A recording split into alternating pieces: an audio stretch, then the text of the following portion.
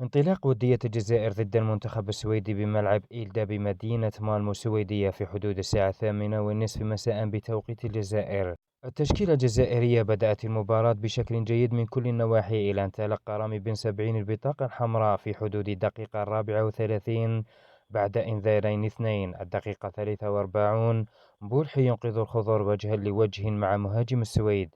بعدها فقط بدقيقتين يصفر الحكم ضربة جزاء غير واضحة تماما لمنتخب السويد لينهي الشوط الأول بهدف لصفر للمنتخب المستضيف.